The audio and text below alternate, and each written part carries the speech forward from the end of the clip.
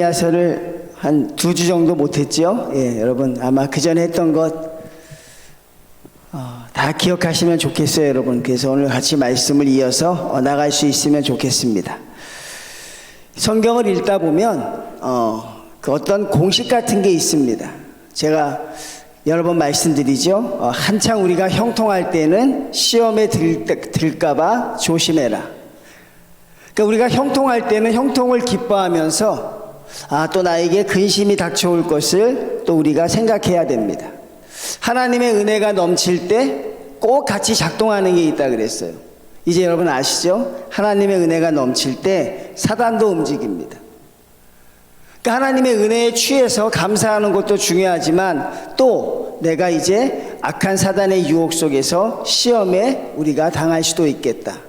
제가 그랬지 않습니까? 신년 기도회로 교회가 특별 기도회로 시작을 하면 하나님의 은혜도 넘치지만 또 시험거리도 넘친다는 것이죠. 그런 일은 우리 믿는 자들이 항상 생각해야 하는 것입니다. 세 번째, 교회는 과연 무엇으로 무너지는가? 그러니까 교회는 절대 무너지지 않죠. 그런데 무너지는 경우가 있어요. 이 세 번째도 거의 공식처럼 진행이 되는데 교회는 외적인 공격으로 무너지지 않습니다. 교회가 여러분 외적인 걸로 무너지는 경우가 별로 없어요. 제가 이렇게 많은 개척교회 목사님들을 만나보고 예전에 그 총회에서 일할 때 보면요, 월세를 못 내서 교회가 문 닫는 교회는 거의 없었던 것 같아요. 그냥 어떻게든 성도가 1명, 2명 있어도 그 경제적인 월세를 하나님이 채워주셨다고 고백을 많이 하더라고요. 그런데 교회가 무너지는 경우는 참 여러분 조심히 또 무섭게 들어야 돼요. 그것은 뭐냐면 내적인 어려움에서 무너집니다. 근데 내적인 어려움이 큰 갈등이냐? 절대 그렇지 않다. 아주 작은 갈등으로, 아주 작은 사소한 문제로, 근데 사소한 문제지만 그 문제를 가지고 죽을 듯이 싸워요. 어느 교회에서 제가 한번 소개해 드렸잖아요. 이 카페트를 무엇으로 까느냐? 하얀색으로 깔까? 빨간색으로 깔까? 죽기 살기로 싸웠어요. 그리고 결국 교회가 갈라졌습니다. 흰색 카페트파와 빨간색 카페트. 여러분, 그게 갈라질 만한 일이에요? 생각해보면 자기를 나중에 얼마나 후회하겠어요? 그의 후손들에게 얘기는 할 수 있겠어요? 우리는 흰색 파고 저쪽은 붉은색 파다. 서로 비난합니다. 교인들이 정말 죄송합니다. 유치하다고 하는 게 그런 거예요. 우리가 부부싸움 하면 자식들이 다 큰 자식이 보면 부모들이 유치할 때가 있거든요. 뭐 저런 거로 싸우나 할 때가 있죠. 근데 교인들이 유치함이 사실 그거예요. 참 그럴 때 보면 너무 속상하고 답답하죠. 그런 걸로 싸운다고요. 그러니 여러분, 교회는 그런 내적인 어려움으로 와요. 근데 대수롭지 않게 여기면 안 된다고요. 제가 목회하면서 배운 게 그거예요. 절대 대수로운 게 없습니다. 말 한마디, 때로는 한숨, 신음, 아니면 어떤 그 표현, 이런 것들이 사실 굉장히 중요한 것이죠. 자, 오늘 보면 도비아 사람, 산발랏, 게셈, 그런 사람들이 끊임없이 괴롭히지만 힘들었지만 잘 버텨왔죠. 잘 버텨왔어요. 그들이 강력한 군사력, 강력한 어떤 무기로 공격하려고 했고 포위를 했지만 거기에 대해서 잘 버텨왔습니다. 우리 손잡고 나갑시다. 자, 교회는 외적인 어려움은 이상하게 쓰러지지 않아요. 더 뭉친다는 것입니다. 근데 교회가 무너지는 그 시기가, 또 오늘 이스라엘 백성들이 무너지는 시기가 이제 드디어 올 것이 왔어요. 이거 못 이기면 무너지는 것인데 이거 이기면 다시 승리하는 것이죠. 자, 교회는 갈등이 없을 수 없어요. 근데 갈등이 어떻게 처리되느냐는 그 교회의, 어떻게 보면 그 교회의 성숙함을 말합니다. 그 갈등이 어떻게 처리되고 있느냐, 느헤미야에서 오늘 우리가 그걸 배우죠. 1절 봅니다. 그때의 백성들이 그들의 아내와 함께, 아내가 중요합니다. 여러분, 아내가 중요해요. 이 아내는 그동안 등장하지 않았던 사람이거든요. 근데 아내들이 같이 들고 일어났어요. 굉장히 큰 문제가 생긴 것입니다. 크게 부르짖어 시끄럽습니다. 그들의 형제인, 이게 충격적이죠. 유다 사람들을 원망한다. 여러분, 밖에서 공격하면 그 사람들을 원망해야 되는데 밖에 있는 적들이 아니라 안에 있는 형제들을 원망합니다. 무슨 일이 있는 거죠. 그런데 그 원망하는 게 조용한 원망이 아니라 크게 부르짖어 원망하는데 혼자 나온 게 아니라, 예를 들어 교회면 교회에 배우자까지 같이 나왔다는 것이, 이걸 보면서 저는 이제 또 내적인 갈등이 시작됐구나. 이 갈등을 이겨낼 수 있을까 없을까?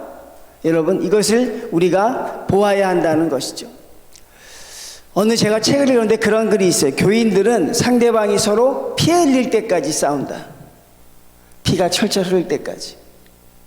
교인들은 집요하다. 그러니까 우리가 그런 걸 보면서 참 무서운 것이죠. 그러니까 한 발자국만 뒤에서, 오늘 느헤미야가 그걸 보여주거든요. 그 장면을 우리가 생각하면 돼요. 어떤 교회든지 문제가 없는 교회는 없죠. 근데 그 문제는 반드시 내부에서 갈등이 생기는 겁니다. 초대교회도 그랬잖아요, 여러분. 헬라파 유대인 구제, 히브리파 유대인 구제, 그거였어요. 여러분, 로마 군인이 아니었어요. 그들을 죽이겠다고 한 총칼이 아니었어요. 거기서 오히려 총칼 앞에서 그들은 더 단결합니다. 그런데 그들이 무너졌던 건 어떤 과부들을 구제할 것인가, 거기서 무너져요. 그러니까 여러분, 우리가 이걸 하나의 공식처럼 알고 계셔야 돼요. 외적인 갈등에는 기도하면 돼요. 근데 내적인 갈등은 좀 심각하게 보아야 한다는 것이죠. 자, 이제 그들이 원망하고 부르짖는, 형제를 원망하고 부르짖는 내용이 나와요. 2절 말씀 봅니다. 어떤 사람은 말하기를 우리와 우리 자녀가 많으니 양식을 얻어먹고 살아야 하겠다 하고, 이들이 부르짖는 첫 번째 이유는 식량의 부족입니다. 식량의 부족. 그러니까 제가 좀 배경 설명을 해드리면요. 자, 이스라엘 백성들이 성벽을 재건하려고요, 각지에서 모여들었잖아요. 그러니까 평온한 마을인데 성벽을 재건하기 위해서 사방에서 모여들기 시작했어요. 그러니까 어떤 게 생겨요? 인구가 집중이 됐죠. 그러니까 작은 도시에 많은 사람들이 모였으니 인구가 집중이 돼요. 그럼 인구가 집중이 되면 가장 먼저 나타날 수 있는 게 뭐예요? 바로 식량 부족입니다. 이제 이해가 되시죠? 사람들이 많이 모여드니까 식량이 부족해. 또 하나 식량이 부족한 이유가 또 있었어요. 왜? 농사를 짓던 사람들이 농사를 짓지 않고 성벽을 재건하니까. 그러니까 여러분, 식량 부족은 예견된 거죠. 그러니까 하나님의 일을 하면서 내가 알 수 있는 그런 문제들이에요.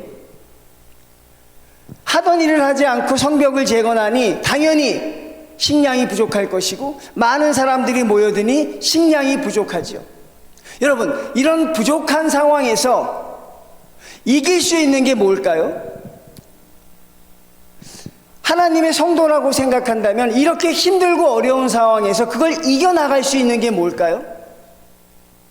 교회 생활하는 사람들은 그걸 배워야 된다고요. 아주 힘들고 어려운 상황, 근데 이것은 하나님의 일로 인해서 오는 어려움이었어요. 내가 하나님의 일을 하지 않고 농사를 지었으면 식량 부족할 일이 없어요.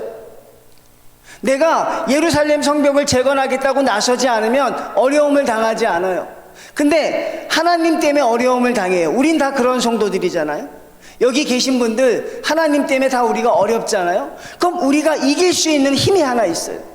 그게 뭐냐면 성도들의 위로거든요. 초대교회가 그렇게 이겼고요, 사람들이 모여서 서로 떡을 떼며 위로하기 시작했지. 그러니까 교회는 힘든 상황이 있을 때 성도들끼리 위로하면 이겨낼 수 있어요. 기도합시다. 좀만 더 견디십시오. 하나님이 함께 하실 것입니다.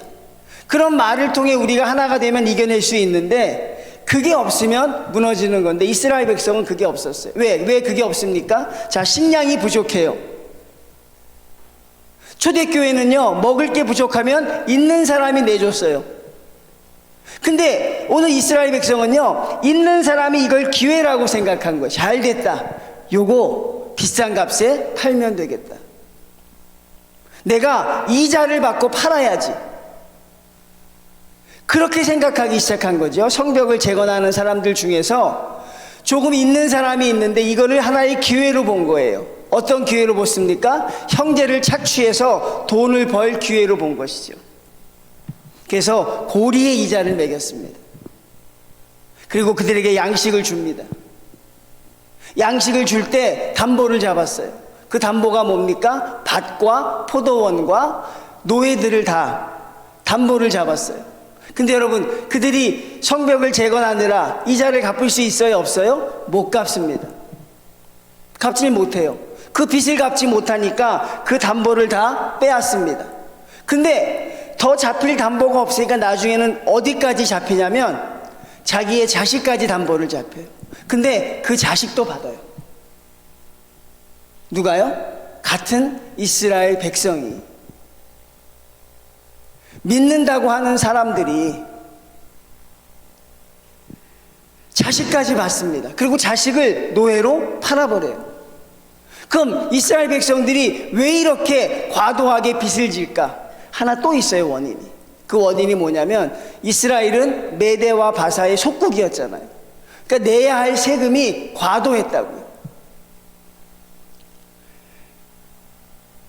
그러니까 교인들이 여러분 이렇게 될 수도 있다는 것이죠.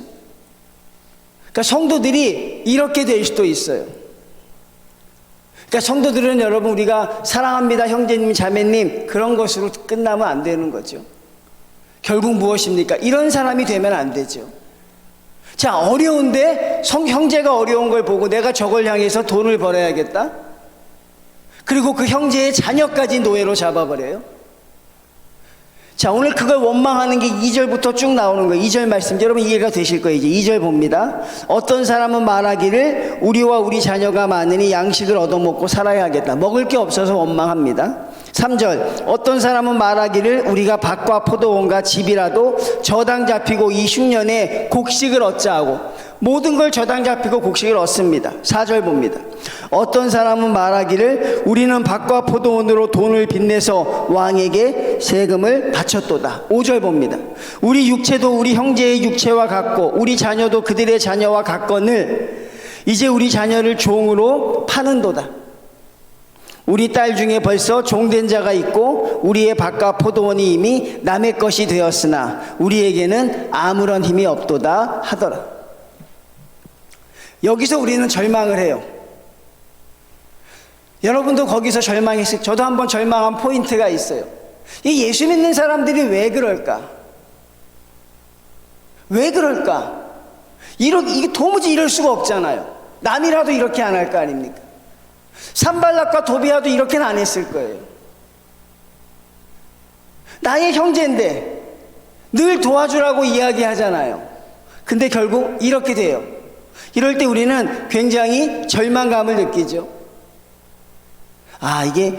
근데 여러분, 저와 여러분도 이렇게 될 수 있는 것이죠.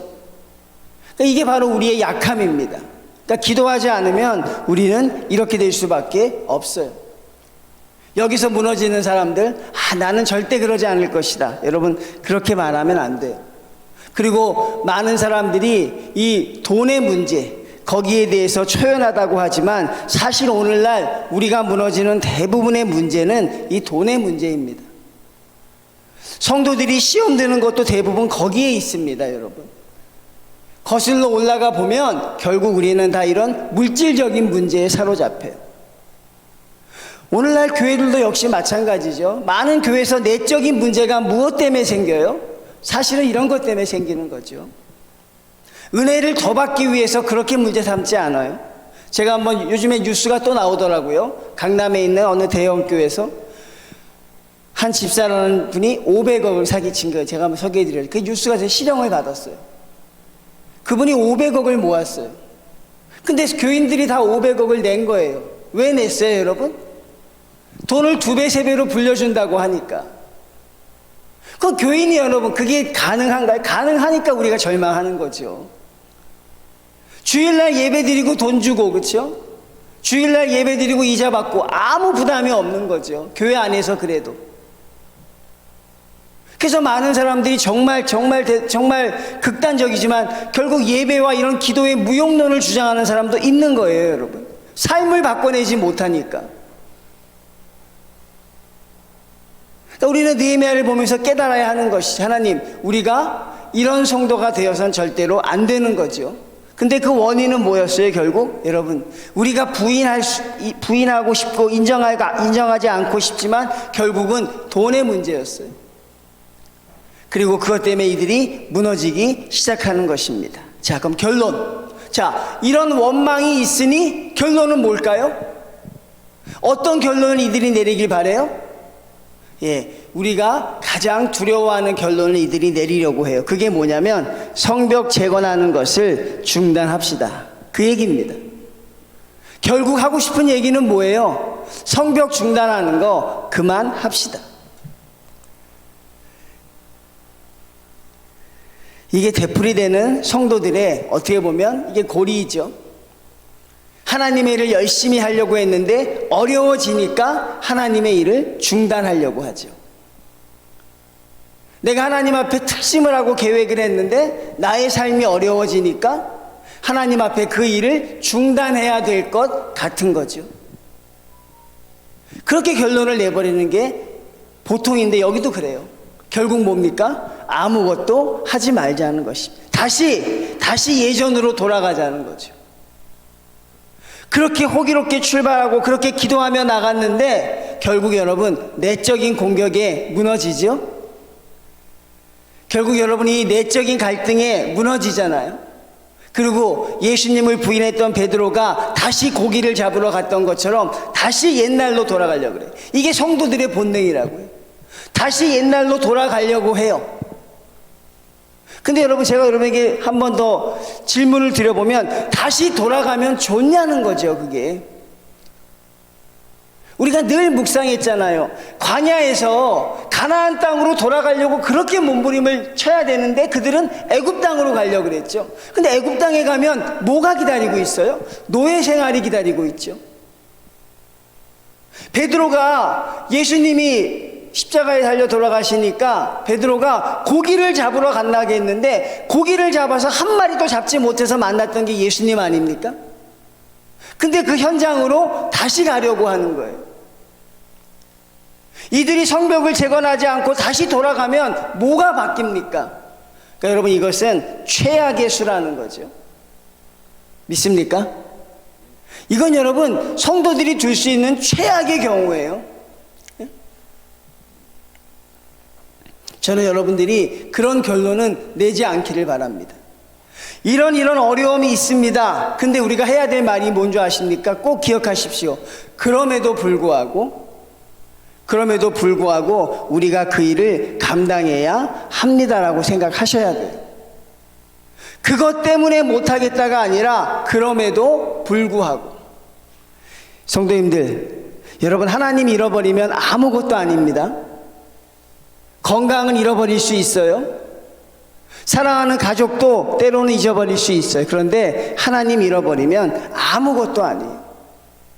결국 악한 사단은 그렇게 하고 싶은 거예요. 다시 옛날의 그 자리로 돌아가라는 것입니다. 근데 그 자리가 그렇게 좋은 것도 아닌데 사단이 우리에게 그렇게 유혹을 하는 것이죠. 그냥 그리로 가면 무엇인가 될 것 같은, 절대 그렇지 않죠.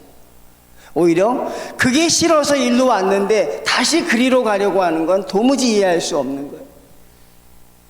하나님, 세상 사는 게 너무 힘들어서 주님께 의지하러 왔는데 하나님 앞에 그런 어려움을 통해서 다시 세상으로 가려고 하는 성경의 움직임들이 얼마나 많이 있습니까? 얼마나 많아요, 여러분. 광야의 백성들이 그랬고 12제자가 그랬잖아요.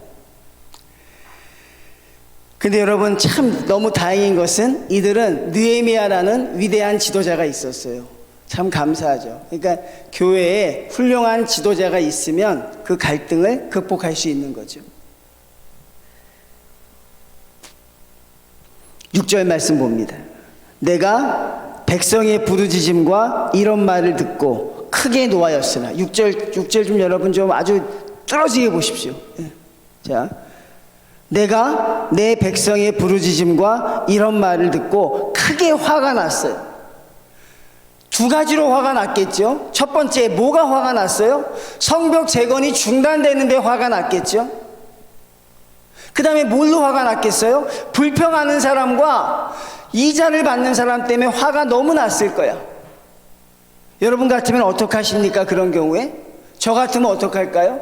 크게 화가 나면 어떻게 합니까? 승질대로 합니까? 어떻게 해요, 여러분?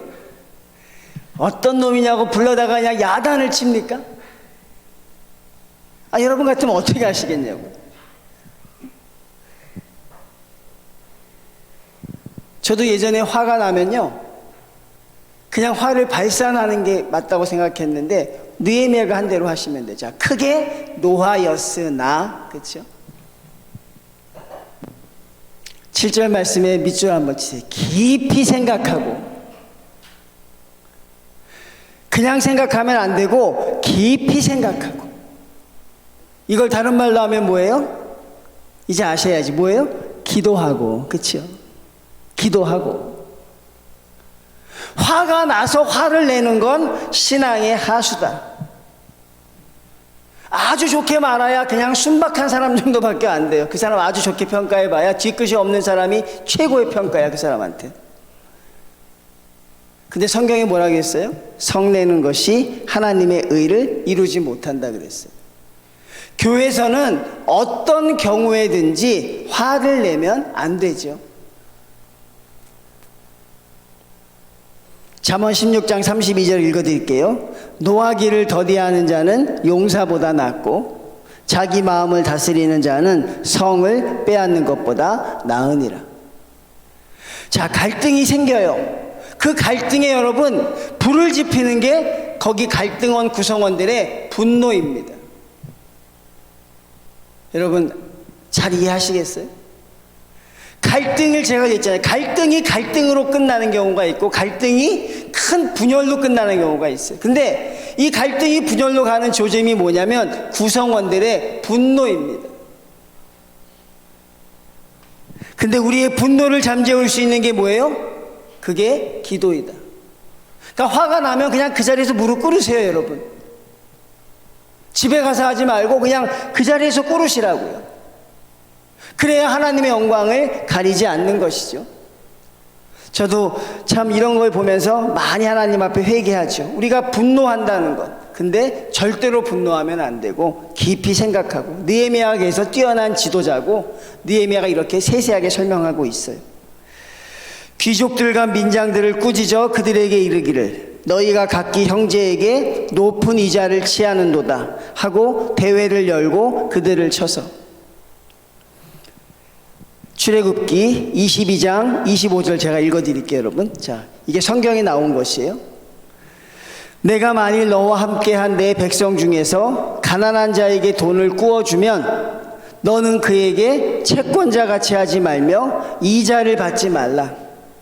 자, 여러분, 성도들끼리 돈 거래할 수 있어요, 없어요? 안 해야 되지만 하게 되죠. 그럼 성경의 원칙은 뭐예요? 이자를 받지 않는 것입니다. 이자를 받고 교인들끼리 돈을 꾸어주는 건 성경적이지 않습니다. 조금만 받으면 안 되고 조금만 받아도 안 돼요, 여러분. 세상 사람보다 내가 저리로 안 되는 거예요, 여러분. 근데 교인들이 그런 걸 하더라는 거죠. 그래서 500억까지 한 여인이 사기를 했겠죠. 성경의 말씀이 분명히 나와 있어요. 이자를 받지 말고 꾸어주어라. 그 다음에 또 하나 있습니다. 내가 만일 이웃의 옷을 전당 잡았거든 해가 지기 전에 돌려보내라. 그러니까 담보나 이런 걸 잡으면 안 되지만 혹시 잡았다고 하면 그냥 저녁 때쯤에서 풀어주라는 것. 그게 성도라는 것이죠. 그러니까 여러분, 교회에서 개를 하거나 교회에서 그런 걸 하는 게 얼마나 하나님이 기뻐하시지 않고 성경적이지 않다는 거죠. 그러니까 느헤미야가 그걸 말하고 있는 것입니다. 자, 7절 다시 봅니다. 깊이 생각하고 귀족들과 민장들을 꾸짖어 그들에게 이르기를 너희가 각기 형제라 그래요. 느헤미야는 형제라고 표현합니다. 어떻게 형제에게 그럴 수 있느냐? 우리는 한 형제입니다, 성도님들. 하나님이 우리에게 하나님의 핏값을 주고 사신 우리는 귀한 형제입니다. 형제끼리 어떻게 그럴 수 있느냐 하는 것이죠. 정말로 이 사람들은 나쁜 사람들, 어떤 사람들이 그렇게 했냐면요, 여러분, 이 7절 말씀 보면 귀족들과 민장들이 나오죠. 이 사람들이 그런 거예요. 근데 이 사람들은 왜 그랬을까요? 어떤 사람들이 주로 그럴까요, 여러분? 참 이게 너무 그냥 우리가 오늘 깊게 들어가는데, 어떤 사람들이 주로 이런 행동을 해요? 자, 3장 한번 볼까요? 3장 5절입니다. 3장 5절.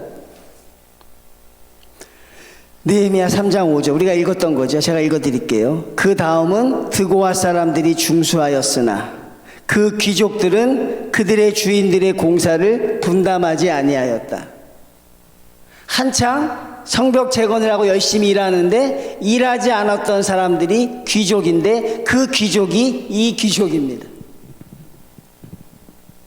그러니까 교회 일에 적극적으로 참여하지 않고 하나님의 일을 위해서 열심히 헌신하지 않고 그냥 항상 구경만 하고 방관자로 지내다가 내 것을 하나님 앞에 드리기를 기뻐하지 않다가 결국 자기의 것을 형제들을 죽이는 데 사용하고 있죠. 그 원인이 뭐예요? 같이 성벽을 재건하는데 같이 벽돌을 나르지 않았어요. 같이 보초를 쓰지 않았어요. 이게 하나님이 우리에게 보여주신 교회의 모습입니다. 그러니까 교회에 어떤 성도들이 문제를 일으키느냐, 성경은 분명하게 말하고 있어요. 성벽을 재건하는 사람들은 그 문제를 일으킬 시간도 없죠. 계속 눈만 뜨면 보초 쓰고 벽돌 쌓고 그럴 시간이 어디 있어요? 기도하고 말씀 볼 시간도 없다 그러죠. 그런데 아무것도 안 하는 사람들은 시간이 너무너무 많은 거죠. 그 많은 시간 속에서 뭐가 보이겠어요? 목사의 흠이 보입니다. 교회의 연약함이 보여요. 그리고 그것들을 지적합니다.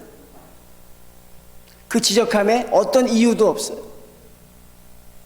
그들이 교회를, 예루살렘 성벽을, 이스라엘을 파멸로 몰아가고 싶은가? 전혀 그런 마음은 없어요, 그 사람들도. 그런데 그런 단초를 대는 것, 저는 계속 보면서 하나님 그렇군요. 그래서 하나님의 역사에서 방관자가 되지 말라는 것이, 하나님의 역사에 주역은 되지 못하더라도 하나님의 역사에 동참자는 되셔야 한다는 것입니다. 그래야 여러분들 이런 성도의 자리에 들지 않아요. 늘 아웃사이더인 사람들이 있어요. 교회에 항상 그런 분들이 있습니다. 근데 그런 분들이 결국은 이런 루트로 가는 경우가 훨씬 많아요. 그러니 여러분, 제가 이걸 여러분에게 가르쳐 드린 거죠. 이 귀족이 그 귀족이에요. 아무것도 하지 않았던 귀족이 결국 자기 백성들을 파멸로 몰아가는데 가장 앞장섰던 사람이 이 귀족들입니다. 그러니 어떤 형태든 어떤 모습이든 여러분은 하나님의 일을 감당하십시오. 제발 여러분 방관자가 되지 마십시오. 왜? 이들은 귀족이니까 내가 어떻게 벽돌을 날라? 저기 나른다고 되겠어? 에이, 저건 소용없는 거야. 늘 부정적인 말들만 쏟아냈던 사람들이잖아. 근데 결국 그들이 하나님 앞에 큰 사고를 치게 되는 거죠. 여러분이 이 말씀을 기억하시면 우리가 하나님의 일을 감당하는데 많은 도움이 된다는 것이죠. 자, 그리고 이제 8절부터 봅니다. 왜 이자를 취했느냐 말하고 8절, 그들에게 이르기를 우리는 이방인의 손에 팔린 우리 형제 유다 사람들을 우리의 힘을 다하여 도로 찾았거늘 너희가 너희 형제를 팔고자 하느냐. 말 자체가 안 되는 거예요. 형제를 팔았다는 거죠. 어떻게 형제를 팔 수 있느냐? 우리가 얼마나 그동안 사랑합니다, 형제입니다라고 얼마나 목 놓아 외쳤어요. 우리가 교회 생활하면서 우리가 그것이 우리의 진심이든 진심이 아니든 얼마나 우리 입에서 형제라는 말이 정말 쉬지 않고 나왔냐고. 입버릇처럼 사랑합니다. 근데 뭘 사랑하냐는 거죠. 그러니까 느헤미야가 그걸 지적하고 있는 거예요. 형제라고 해놓고서 왜 그러느냐. 근데 세상이 교회를 향해서 그렇게 말할 수 있는 거죠. 당신들은 서로 형제라고 하면서 왜 그러고 있느냐 하는 것과 똑같은 거죠. 그 다음에 바로 이 말이 이어서 나오고 있어요. 9절 말씀. 내가 또 이르기를 너희의 소행이 좋지 못하도다. 우리의 대적 이방 사람의 비방을 생각하고 우리 하나님을 경외하는 가운데 행할 것이 아니냐. 이게 뭐냐면요, 믿지 않는 사람들이 보면 뭐라고 하겠느냐 하는 것이. 지금 포위를 써서 둘러싸고 있는 저 우리의 대적들이 이 꼴을 보면 뭐라고 할 것이냐. 우리가 욕먹는 거는 어쩔 수 없다고 하지만 우리 때문에 우리 하나님이 영광을 가리우는 거죠. 여러분, 거기까지 생각해 보셨어요? 나 하나 때문에 하나님의 영광이 가리워진다. 나 하나의 말과 나 하나 행위 때문에 하나님의 영광이 가려진다. 우리는 거기까지 생각할 수 있어야 돼요. 느헤미야가 그걸 가르쳐주고 있는 거. 너희가 돈은 벌었는지 모르지만 너희 때문에 형제들이 지금 다 노예로 팔려가고 예루살렘 성벽도 지금 중단하게 되었고 우리는 이방 사람들의 지금 놀잇감이 되고 있다.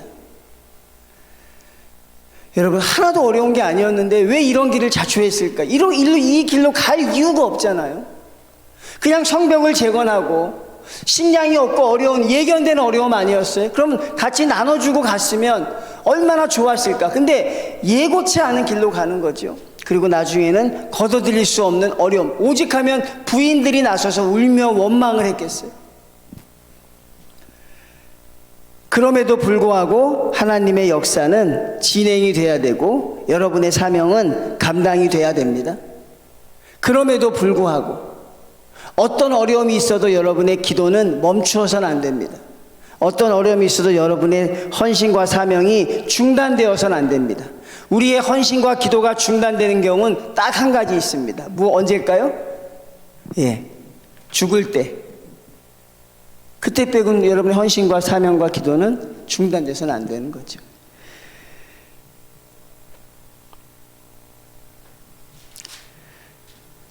느헤미야가 해결책을 내놓습니다. 교회의 갈등은요, 빨리 해결하는 게 좋다.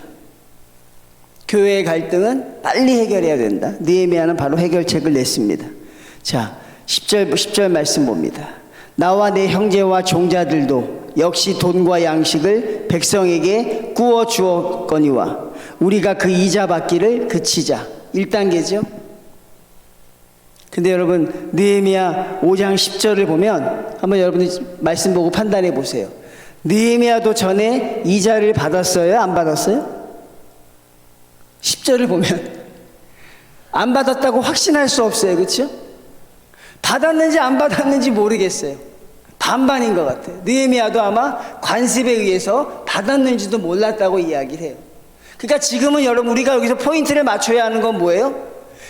과거에 무엇을 했느냐가 아니라 지금 무엇을 하느냐죠. 이것도 굉장히 중요합니다.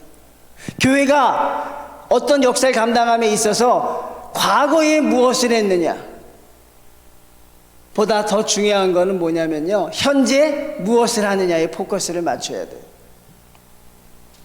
근데 아마 느헤미야는 우리가 짐작컨대 안 받았겠죠. 그렇죠? 받지 않았겠지. 그럴 줄로 믿습니다. 안 받았을 것입니다.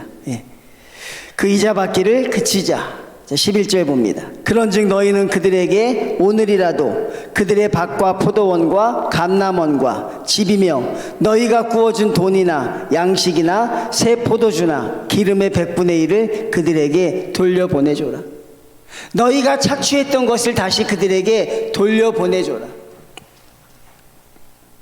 성도님들, 엄청난 요구죠. 사람의 눈치를 보면 말할 수 없는 거죠. 근데 느헤미야는요, 하나님의 능력을 감안하고 이야기합니다. 교회의 지도자는 여러분, 세상의 지도자는 제일 먼저 그걸 생각한다 그래요. 어느 것이 가장 현명한 길인가? 어느 것이 가장 현명한가? 어느 것이 가장 많은 사람의 동의를 얻을 수 있는가? 세상의 정치가는 그걸 택한대요. 이런 갈등 상황에서. 노련한 사람은 어느 것이 가장 안전한가를 택한답니다. 내가 어떤 걸 택했을 때 나에게 가장 안전할까? 근데 기독교 지도자들, 교회 성도들의 리더는요, 그런 게 중요하지 않대요. 그들에게 중요한 건 어떤 게 하나님의 뜻인가? 어떤 것이 하나님의 뜻인가? 하나님의 뜻은 뭡니까? 돌려주라는 건데 이게 여러분 가능하겠냐고요. 너희가 착취한 거 다 돌려줘라 말할 수 있겠어요? 그럼 아마 폭동이 나고 난리가 나겠죠. 귀족들이니까. 느헤미야의 자리가 위협을 받겠지요. 근데 여러분, 느헤미야는 늘 그렇듯이 역사를 만들어내고 있어요. 12절 봅니다. 그들이 말하기를 우리가 당신의 말씀대로 행하여 돌려보낼 것이다. 느헤미야의 네 번째 체험입니다. 사랑하는 성도님들, 느헤미야가 하나님의 선한 손이 도우신 걸 한 네 번째쯤 체험하는 순간 같아요. 그들의 입에서 얼마나 악하고 얼마나 독한 사람들입니까? 여러분, 사랑하는 형제들의 그 이익을 취하기 위해서 담보물을 받았던 사람, 그것도 담보물도 넘어서 자녀까지 노예로 삼았던 그런 악한 사람들 아니에요? 돈이라면 못할 것이 없는 그런 사람들이었어요. 성도라는 이름은 가지고 있지만 그런 사람들이 결국 뭐라 그래요? 자신의 모든 걸 내려놓겠다고 이야기합니다. 이거 누가 하신 거예요? 하나님이 하신 거죠. 왜? 노하지 않았으니까.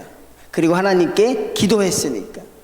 그리고 예루살렘 성벽 제거는 하나님이 기뻐하시는 일이니까. 교회에서 갈등이 생기면 여러분도 기억하셨다가 이렇게 해야 되는 거죠. 기도하고 그리고 하나님 앞에 지혜를 구해야 하는 것입니다. 그리고 사람의 눈치를 보면 안 되겠죠. 하나님의 말씀대로 그대로 전파해야 되는 것입니다. 갈등이 이렇게 일단락적 되어가요. 근데 여러분, 교회의 지도자는 성도의 말을 믿어요, 안 믿어요? 그 말을 믿지 말라고 해요. 성도들의 말을 믿지 말라. 왜? 그 말이 믿음이 별로 없으니까. 하도 많이 어겼기 때문에. 여러분들이 그렇다는 게 아니라 그 말은 믿을 게 못 된다는 거예요. 그러니까 느헤미야가 그 다음에 어떻게 합니까? 자, 12절 봅니다.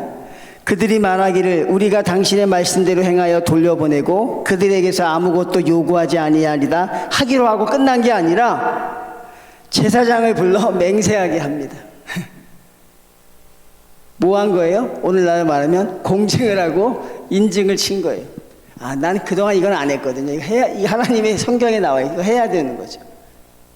제사장을 불러서 이 사람이 말한 걸 증명하게 합니다. 이렇게 하겠습니까? 왜? 성도들의 말은 돌아가면 다르니까. 아나니아와 삽비라가 하나님 앞에 헌금하겠다고 했다가 집에 가서 생각해 보니까 마음이 바뀌잖아요. 너무 많이 하는 거 아닌가? 그런 걸 방지하기 위해서 이 제사장을 불러서 꼼짝 못하게 공증을 해버려요. 근데 그것으로 또 그치는 게 아니에요. 13절 봅니다. 옷자락을 털며 이르기를. 드디어 제사장 갖고 안 돼요. 하나님을 또 한번 등장시킵니다. 하나님이 또한 이와 같이 그 집과 산업에서 너희를 털어버리실 것이다. 자, 느헤미야가 옷을 벗어요. 그리고 옷을 다 텁니다. 모든 먼지가 다 털려요. 그 사람들이 지금 뭐 하는 걸까? 하나님이 너희를 그렇게 털어버릴 것이다. 그러니까 제사장으로 공증하고 하나님으로 도장을 팍 찍는 거죠. 성경에 나와 있으니까 이렇게 해야 되는 건가 봅니다. 그렇죠? 그러니까 저와 여러분이 하나님 앞에 그렇게 우리의 말이 신뢰감이 없다는 걸 다시 한번 말하는 거죠. 자, 여러분은 믿지만 여러분의 말은 믿지 마십시오. 여러분의 기도는 믿지만 여러분이 하는 말을 다 믿으면 안 되죠. 자, 그렇게 해서 모든 절차가 마무리됐는데 여기서 이제 하이라이트입니다. 부흥하는 교회와 부흥하지 못하는 교회. 부흥하지 못하는 교회는 여기서 상처받고 돌아서요. 부흥하지 못하는 거 아주 종이 한 장 차이거든요. 모든 갈등에서 이런 일이 있었을 때 많은 사람들이 상처를 받고 이러면 내가 못하겠다, 이러면 안 하겠다, 그리고 서로 난리를 치면 안 되는데 이게 되려고 하죠. 하나님이 하시니까 뭐라고 고백합니까? 오늘 주제 말씀입니다. 이게 그렇게 보십시오. 제사장을 불러서 공증까지 하고 하나님으로 인해 그들을 반협박하듯이 이야기했는데도 그들이 뭐라 그래요? 회중이 다 아멘 하더라는 것이죠. 할렐루야 아멘을 하더라는 거예요. 그렇게 하겠습니다. 그리고 뭐라 그래요? 여호와를 찬송합니다. 우리를 인도하신 하나님을 찬양합니다. 그리고 마지막에 백성들이 그 말한 대로 행하였더라. 이게 오늘의 마무리입니다. 그렇게 하겠다고 말하는 것으로 끝나는 게 아니라 그렇게 행하는 것으로 끝나죠. 긴 내용을 같이 우리 말씀을 나누었습니다. 여러분 어떤 부분에서 제일 은혜를 받으셨어요? 어떤 부분이 제일 마음에 와 닿습니까? 저는 성도님들과 같이 늘 우리가 경계해야 되는 것은 교회 안의 내적인 문제입니다. 내적인 갈등입니다. 교회 안에 내적인 갈등이 생기면 전 교인들이 기도해야 됩니다. 그리고 여러분 하나님 앞에 맡겨야 합니다. 그리고 우리의 결론도 역시 아멘으로 끝나야 하는 것이죠. 이 말씀이 얼마나 은혜롭습니까? 모든 사람들이 하나님께 아멘하고 내 재산을 다 뺏겼는데도 아멘해요. 여러분 내가 착취한 모든 걸 다 빼앗겨 자존심을 상하고 다른 사람들 앞에서 모욕을 당했는데 귀족이라는 사람들이 그런데도 뭐라 그래요? 아멘을 하고 하나님을 찬양합니다. 이게 하나님의 은혜입니다. 다 뺏겨도 하나님을 찬양하고 좋은 그리고 그대로 행하는 것입니다. 주기철 목사님이 부임하던 교회가 아마 그게 산정현 교회인가 그럽니다. 근데 그 교회를 세우신 분이 그 조만식 장로님이라고 유명한 독립주사였잖아요. 아주 훌륭하신 분이고 그 교회를 세우신 설립자고 주기철 목사는 아주 젊은 30대 초반의 목사라 그 교회에 갓 부임했어요. 근데 그 조만식 장로님이 독립운동을 하느라 얼마나 바빠요. 그러니까 수요일이었는데 독립운동을 하다가 수요예배를 조금 늦었어요. 그리고 방해될까봐 그 고무신을 들고 교회를 살금살금 들어오는데 설교하다 말고 주기철 목사가 조 장로님 똑바로 서 있으라고 했어 거기에. 그러니까 그분이 놀라서 서 있었습니다. 고무신 들고 앞으로 나오라고 했어요. 그리고 예배 늦었으니 예배 끝날 때까지 이 앞에 서 계십시오. 고무신 들고 그랬어요. 그 교회의 가장 원로고 세우신 분이고 민족 지도자 그리고 독립운동하다 왔으니 늦을 수 있다고 생각했는데 안 그랬어요. 야멸차게 냉정하게 했습니다. 장로님은 오늘 뭐가 잘못했는지 내가 설교 끝날 때까지 생각하고 그리고 회개하고 들어가라고 했어요. 설교를 마쳤어요. 그리고 회개하라고 했더니 회개했습니다. 하나님의 예배에 늦은 걸 회개합니다. 목사님의 말씀을 제가 도와드리지 못한 걸 회개합니다. 성도들에게 영광이 되지 못한 걸 이러고 회개했어요. 그러니까 교인들이 그걸 볼 때 너무너무 놀란 거죠. 그리고 장로님이 목사님을 향해서 진심으로 회개했고 그 다음에 주기철 목사님은 나가면서 장로님에게 또 하나님의 영광을 위해서 이야기합니다. 그 교회가 산정현 교회죠. 하나님 앞에 우리가 그런 모습으로 살아야 하는 것이죠. 하나님의 능력으로 살아가야 하는 것이죠. 근데 우리는 그런 것들이 많이 부족하기 때문에 넘어질 때가 많습니다. 성도님들, 하나님의 말씀에 아멘 하셨으면 좋겠고 하나님이 하시는 일을 찬양했으면 좋겠고 그 말씀대로 행하실 수 있는 우리 성도님들이 꼭 되시기를 주님의 이름으로 축원을 드립니다. 하나님 감사합니다. 예루살렘 성벽을 재건하는 그 귀한 역사, 하나님 외적인 어려움을 다 이겨냈던 그들이 하나님 결국 내적인 갈등에 무너져 가고 있는 그들을 바라봅니다. 하나님 우리 사랑하는 성도님들, 우리 교회를 주님께서 지켜주셔서 하나님 저마다 다른 사람들이 모였기에 하나님 우리에게 갈등이 없을 수는 없지만 하나님 그 갈등조차 은혜로 바꿔낼 수 있는 역사가 우리에게 넘쳐날 수 있도록 허락하여 주시옵소서. 마지막엔 하나님 결국 우리가 하나님 앞에 아멘하는 성도들이 되게 하여 주시고 하나님이 오르셨습니다. 그리고 하나님을 찬양하게 하시고 하나님이 원하시는 성도로 행하고 나갈 수 있는 성숙함을 우리에게 보여주시옵소서. 하나님 우리를 인도하시는 하나님을 믿습니다.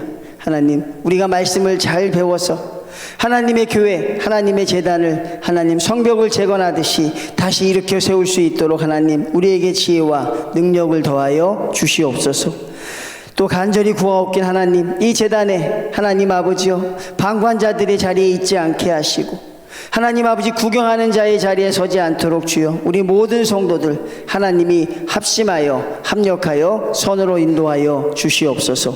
예수님의 이름으로 기도드리옵나이다. 아멘.